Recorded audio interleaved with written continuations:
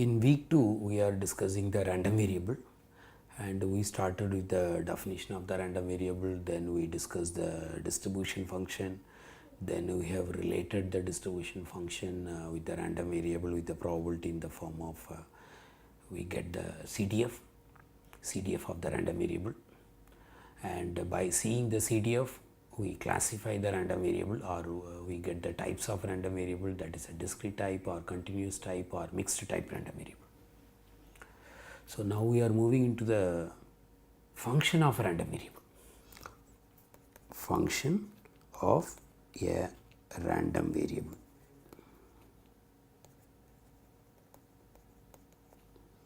Sometimes we started creating one random variable, and then we come to the conclusion, oh, we need another random variable, what to do?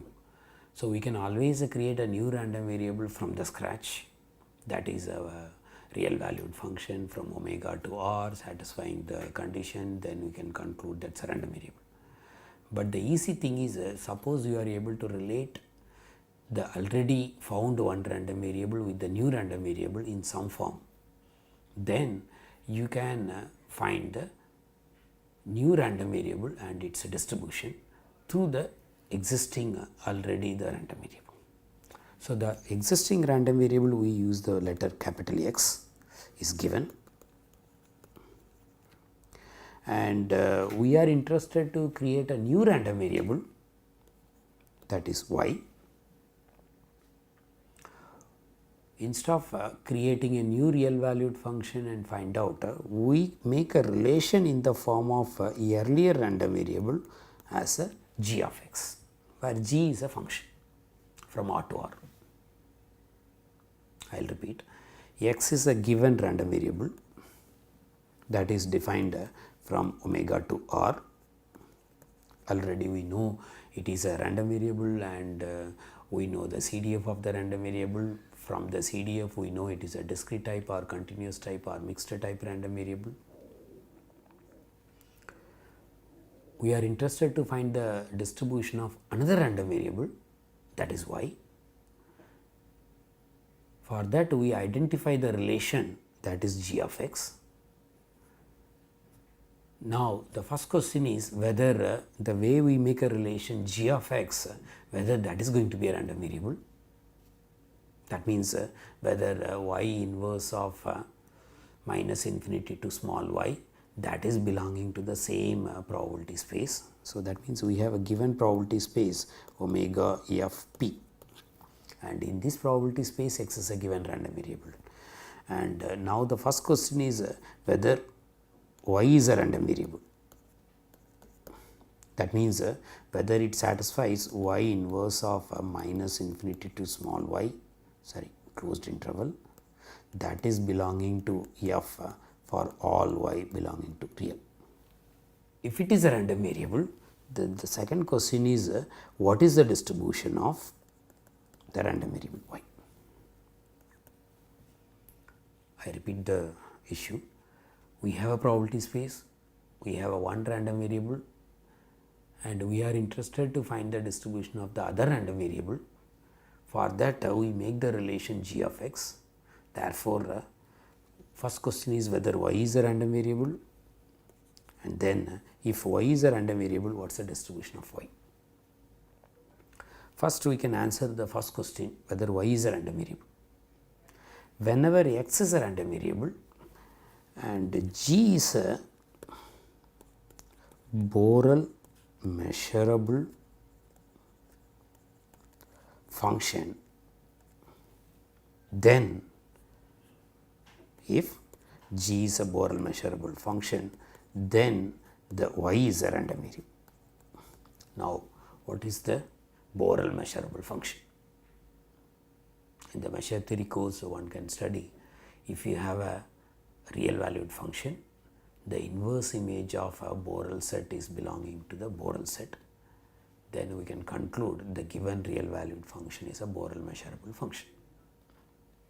As far as this course is concerned, we do not need to worry about the Borel measurable function and so on.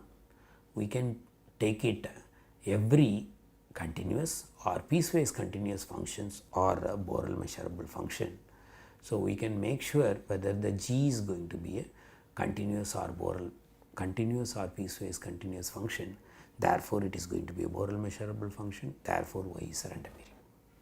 So, we can use this concept every continuous or piecewise continuous. One should know the definition of piecewise continuous. So, every continuous or piecewise continuous functions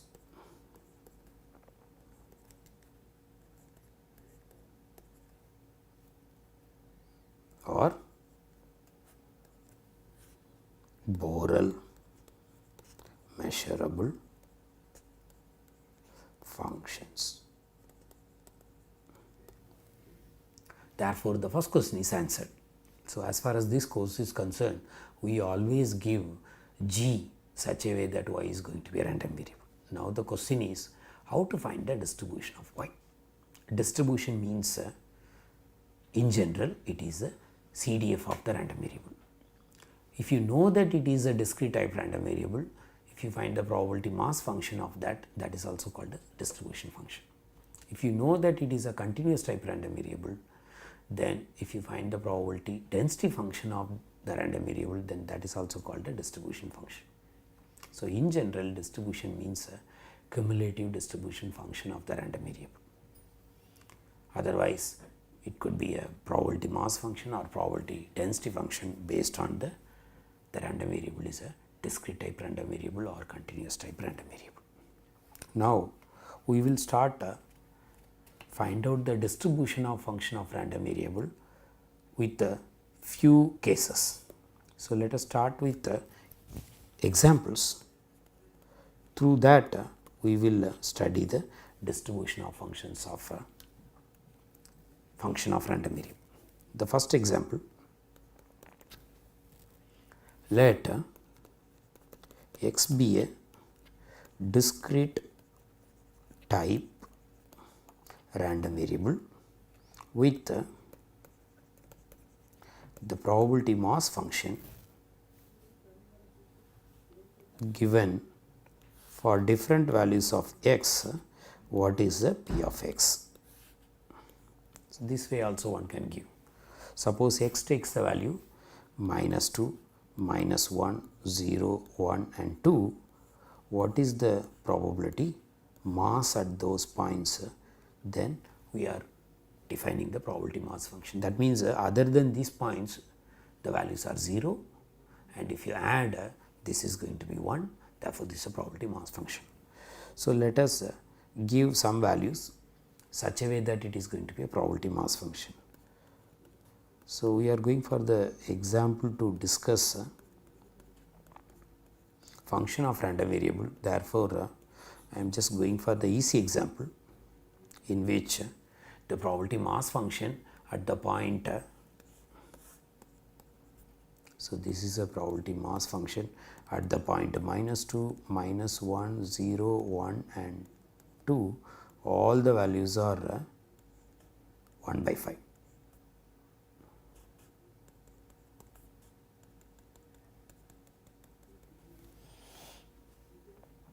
Fine.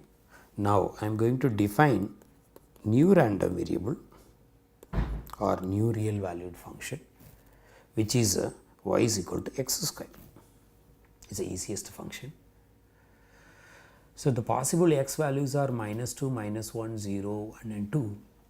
The way we defined y is equal to x square, now the random variable y is going to be a discrete type, because for different values of x, the y values are going to be either 0 or 1 or 4, because y is equal to x square. Therefore, the way I have made a relation y is equal to x square and x is a discrete type random variable, I can very well say the random variable y is of the discrete type. Therefore, I can go for either CDF of the random variable y, or I can go for the probability mass function of y. We can make a nice the possible values of x, that is minus 2, minus 1, 0, 1 and 2, and this is mapped with the possible values of y, that is 0 is mapped with 0 and minus 1 and plus 1 is mapped with 1 and minus 2 and plus 2 is mapped with 4. So, this is a mapping from x to y. That means if I want to find out the probability of y takes a value 0, that is same as I have to go for what is the possible outcome or what is the possible values of x which gives the value y is equal to 0. So, x equal to 0 will give the value y is equal to 0, therefore, probability of y is equal to 0 is same as probability of x equal to 0. And I know that probability of x equal to 0 is 1 by 5, therefore, this is 1 by 5. Similarly, I can find the probability of y is equal to 1, that is same as either probability of x takes a value minus 1 or probability of x equal to value 1, both will give the value y is equal to 1. Therefore, probability of y is equal to 1 is nothing but it is 1 by 5 plus 1 by 5, therefore, it is 2 by 5. Similarly, you can find probability of y takes a value 4, that is x takes a value is minus 2 as well as x takes a value plus 2. Those probabilities will put together give the probability of y is equal to 4, therefore, that is again 2 by 5. Therefore, I can make a probability mass function for y, that is takes a value 1 by 5 when y is equal to 0 and 2 by 5 when y takes a value 1 and 2 by 5 when y takes a value 4 and 0 otherwise. That means from a discrete type random variable and y is equal to x square gives the again discrete type random variable, because it has the mass at the point 0, 1 and 4. If you add all the probability masses, it is going to be 1. So, this is a probability mass function, and if you draw the CDF, then it is 0 till 0. At 0 it is a 1 by 5 height, then it is 1 by 5 till 1. At the point 1 it becomes 3 by 5, then 3 by 5 till 4, and at the point 4 onwards it becomes 1. Therefore, this CDF has 3 jumps. So, this is a discrete type random variable whose probability mass function is probability of y takes a value 1 by 5, 2 by 5, 2 by 5 at those points, otherwise it is 0. So, this is the easiest example in which we are getting discrete random variable into discrete random variable. Then second example is let x be a continuous type random variable with since it is a continuous type random variable, I am going to give the probability density function of the random variable x, that is takes a value 1 by 2 between the interval minus 1 to 1, otherwise it is 0. Whenever the problem is given, you can verify whether it is a correct. Probability density function, it is always greater than or equal to 0, that is the first property. Second property, if you integrate in the whole interval minus infinity to infinity, it has to be 1. So, if you check minus infinity to minus 1, the probability density function is 0. From minus 1 to 1, it is 1 by 2. So, if you integrate minus 1 to 1, 1 by 2, you will get 1, and integration from 1 to infinity, again the probability density function is 0, therefore, it is 0. So, the whole interval minus infinity to infinity, the probability density function, that integration is 1, therefore, it is a probability density function. Now, I am going to define new random variable. Why I am saying the random variable? That means we are saying it is a Borel measurable function, therefore, it is a random variable. So, we do not need a question about the whether it is a random variable or not. We started with the random variable. So, define a random variable y which takes the value 1 when x is lesser than 0, it takes a value minus 1 when x takes a value greater than 0.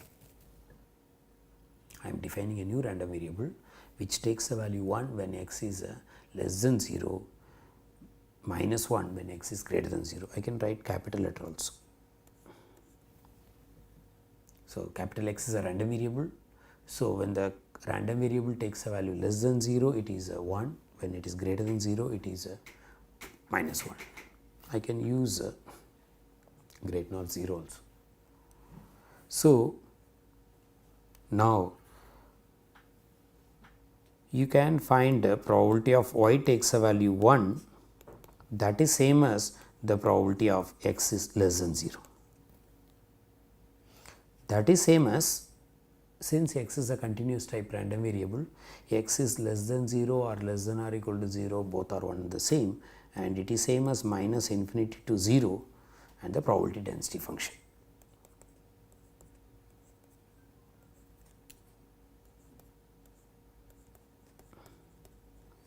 And the probability density function is greater than 0 between the interval minus 1 to 0. Therefore, it is minus infinity to minus 1, it is 0, plus minus 1 to 0 f of x dx, here it is 1 by 2 dx. Therefore, you can integrate and you can get the value, and this value is going to be 1 by 2. The way we define y takes a value 1 for x is less than 0.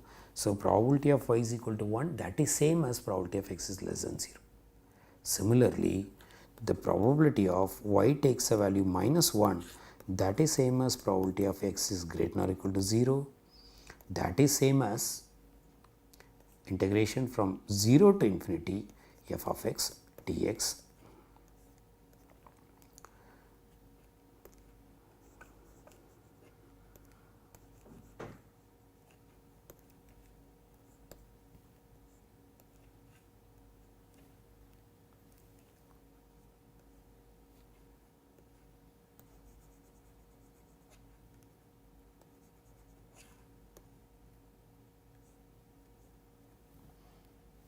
That is same as again the f of x is greater than 0 between the interval 0 to 1, whereas 1 to infinity the density function is 0.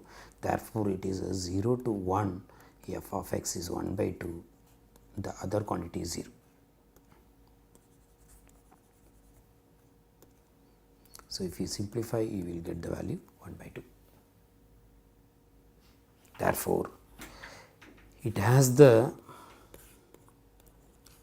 mass, the probability mass at the point minus 1, 1 by 2, and at the point 1 it has another 1 by 2, and if you add both the masses it becomes 1. Therefore, this is a discrete type random variable. X is a discrete type random variable. The first example, x is a discrete type, y is also discrete. Now, the x is a continuous type random variable. The way we defined the function y, the y is a discrete type random variable whose probability mass function is 1 by 2 at the point 1 and minus 1, otherwise it is 0. Now, we are going for one general result as a theorem, and this theorem will be useful whenever you want to find out the probability density function of a continuous type random variable whenever x is also continuous type. So, I am going to give the theorem first, then we will give the proof of the theorem followed by one example, then I will conclude. Let x be a continuous type random variable with probability density function is small f of x. If G is a strictly monotone function and differentiable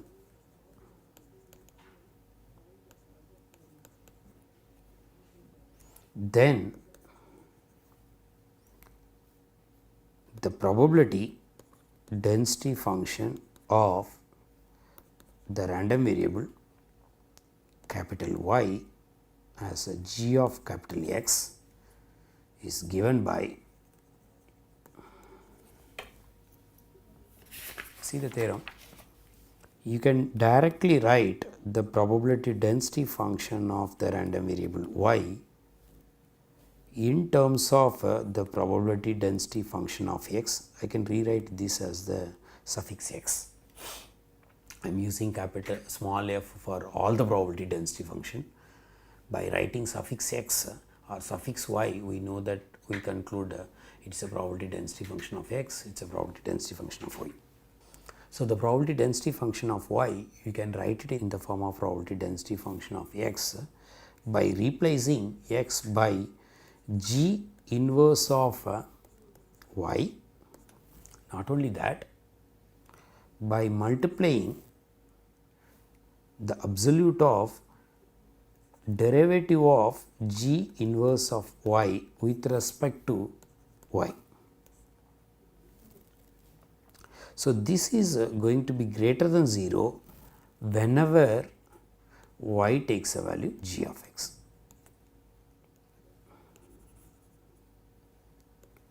Whenever y is not going to take the value g of x, it is going to be 0.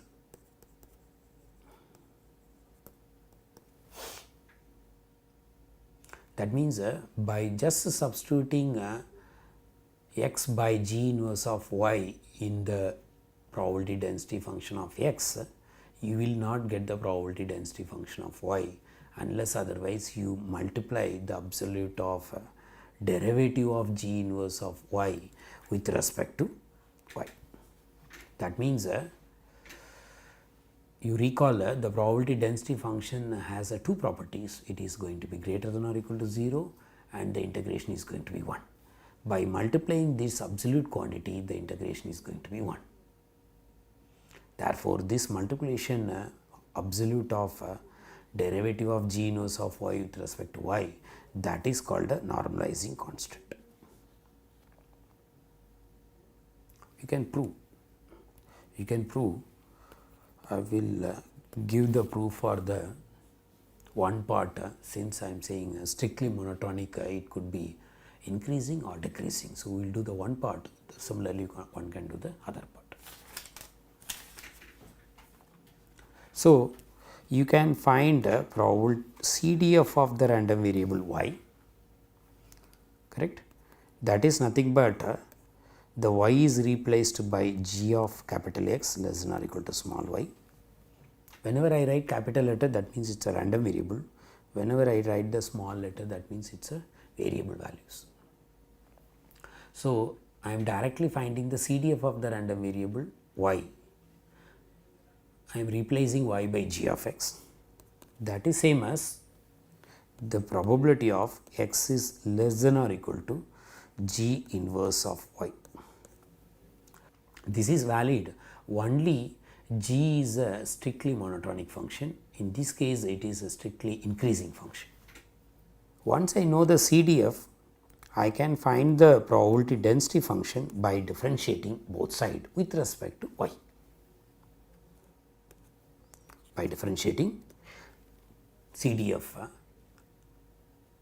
with respect to y, I can get the probability density function of y, that is a small f suffix capital Y. That is nothing but once you do the differentiation in the right hand side with respect to y, you can use the chain rule. Therefore, it is the probability density function evaluated at the point g inverse of y, then differentiate the g inverse of y with respect to y. So, this is valid when g is a strictly increasing function. Suppose g is a decreasing function, then also you can do the similar calculation, then you will get the values with the negative sign, then you can take the negative, negative, positive. So, you can go for absolute of this in general, whether it is a strictly increasing or strictly decreasing. You can take absolute of this derivative terms and the substitution the probability density function of x with the g inverse of y will give the probability density function of y whenever y is equal to g of x, otherwise it is 0. We can go for example for how to apply this theorem. So, easiest example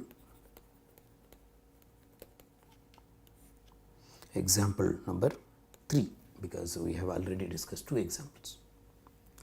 The third example, let x be a continuous type random variable with the probability density function f of x takes a value 1 between 0 to 1, otherwise it is 0. That means it is a constant probability density between the interval 0 to 1, otherwise it is 0. If you integrate, you will get the value 1, then greater than or equal to 0, therefore this is a probability density function.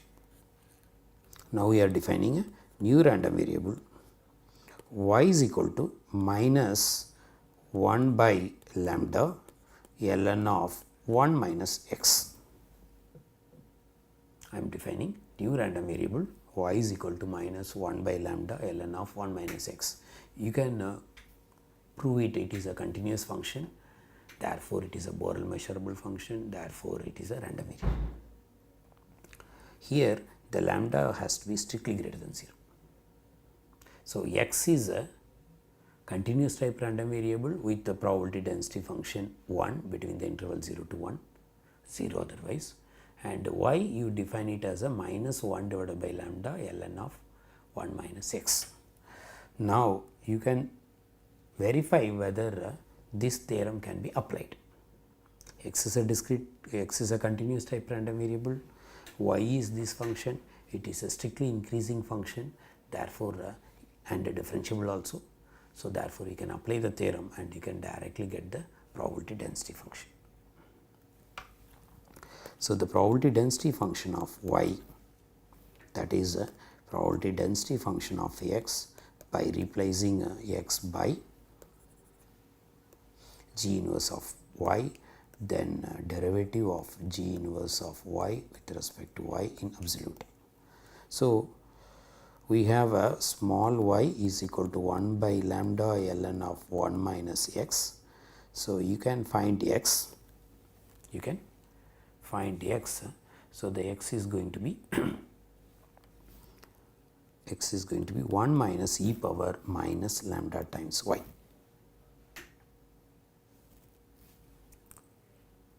That is a g inverse of y. So, you can find the derivative of 1 minus e power minus lambda y with respect to y. You will get that is lambda times e power minus lambda y. So, you need a g inverse of y as well as you need a derivative. Therefore, this is going to be the probability density function substituted x by g inverse of y, but since the probability density function is a constant between the interval 0 to 1, therefore, it is going to be again 1, and the derivative with the absolute, that is e power lambda times e power minus lambda y. And if you do the little homework, when x lies between 0 to 1, you will get y lies between 0 to infinity. Therefore, the probability density function is between 0 to infinity. 1 times, so 1 can be avoided, so 0 otherwise. So, whenever x takes a value 0 to 1, y takes a value 0 to infinity, in that the probability density function is lambda times e power minus lambda y, otherwise it is 0. So, since this theorem is satisfied, we are able to get the probability density function directly. You can find the CDF of the random variable y directly without using the theorem also. By using the theorem, we got the probability density function, but the another method, you can directly compute what is the CDF of the random variable y. That is same as a probability of minus 1 by lambda ln of 1 minus x less than or equal to small y. Then you can do the little simplification. You will get a probability of x is less than or equal to 1 minus e power minus lambda y. If you do the little simplification, you will get a probability of x is less than or equal to 1 minus e power minus lambda y. Therefore, I can go for probability density function by differentiating both sides. That is going to be lambda times e power minus lambda y when y is lies between 0 to infinity. I am skipping in between some steps that you can work out separately. So, there are two ways, either you can apply the theorem or you can find the CDF first. By differentiating you can get the density function. Sometimes it may be not strictly increasing or strictly decreasing. In some interval the function may be monotonically increasing, some interval it may be monotonically decreasing, but still you can use the theorem. So, I am coming back to the remark of the theorem. Whenever you have a issue in which the function is the function g be a piecewise strictly monotone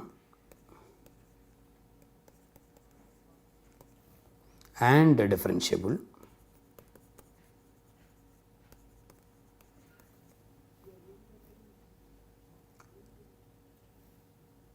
in some intervals. Earlier the whole interval it is strictly increasing or strictly decreasing. Now it is piecewise strictly monotonic and differentiable in some intervals. We label these intervals as the I1, I2 and so on, suppose IN intervals. Then we can find the probability density function of the random variable y. Then we can find the probability density function of y as sum of n intervals in which you get what is the sum of f x at different k g inverse, then find out the absolute of derivative of g inverse of y, the kth one with respect to y. So, this is going to be the probability density function which is greater than 0 whenever you get the points which is y is equal to g of x, otherwise it is 0. So, that means there is a possibility you may have a function in which it is increasing or decreasing or decreasing or increasing, or it may be in many intervals. Then you can add all the intervals corresponding density function. If you sum it up, then that is going to be the probability density function of y. So, we have seen many examples in which discrete to discrete, continuous to continuous, or continuous to discrete and so on. So, the way we create the random variable y, accordingly you will end up with the different types of the random variable for y. or a given random variable x. So, in conclusion, whenever x is given and you are interested to find out the distribution of y as a function of x in the G, in conclusion we can go for the table form. When x is of a discrete type, I am just writing DISC, discrete type, or x is a continuous type random variable, or x is of the mixed type random variable. The way we define the y is equal to g of x, the random variable y, that is also of the form discrete or continuous or mixed. You can think of many functions in your mind, then you can make a line whether you will get the discrete to discrete or discrete to continuous or mixed and so on. So, in 3 into 3, 9 out of 9, which possibility is possible, that you can make out. So, discrete to discrete is possible. I have given the example also, y is equal to x square example, where x is a discrete, therefore y is also discrete. From discrete you can go for from the discrete type of random variable, you cannot go for the continuous, you cannot go for the mixed type random variable. Whereas if you have a continuous type random variable, by default you can always make a function y is equal to x or something, therefore from continuous to continuous is easy. From continuous to discrete is possible. I have given one example. X is a continuous type random variable, y is equal to 1 and minus 1. So, that y is y is equal to 1 and minus 1, that example is the continuous to discrete type example. Since continuous to continuous and continuous to discrete is possible, therefore, continuous to mixed is also possible, because the continuous means the unit mass is distributed over the interval, over the real line. So, you can make a many to one function, therefore, some density can be a mass at some points, and whereas a few density you can keep it density as it is. Therefore, continuous to mixed is possible. I will repeat, from continuous type random variable, mixed type random variable is possible, because the unit mass can be transformed into density in some interval and masses at some points. Therefore, it is a mixed type random variable, because continuous to continuous is possible, continuous to discrete is possible, therefore, continuous to mixed is also possible. Now, we come to the third type. When x is a discrete type, when x is a mixed type random variable, mixed means it has a density as well as mass. So, by making a many to one function, all the density you can put it mass at some points. Therefore, mixed to discrete is possible.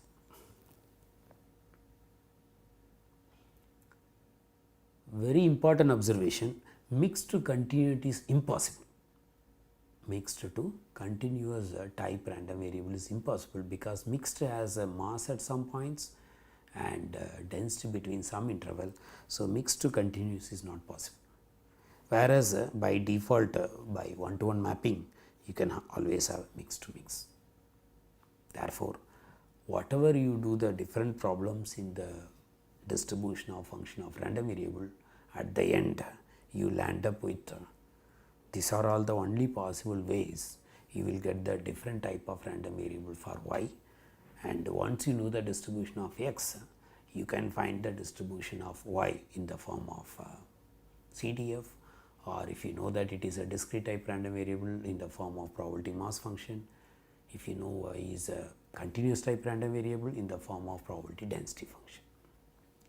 With this, we are completing the random variable with the three topics. One is the definition and the CDF, and the second one is types of random variable, and the third topic is distribution of function of random variable.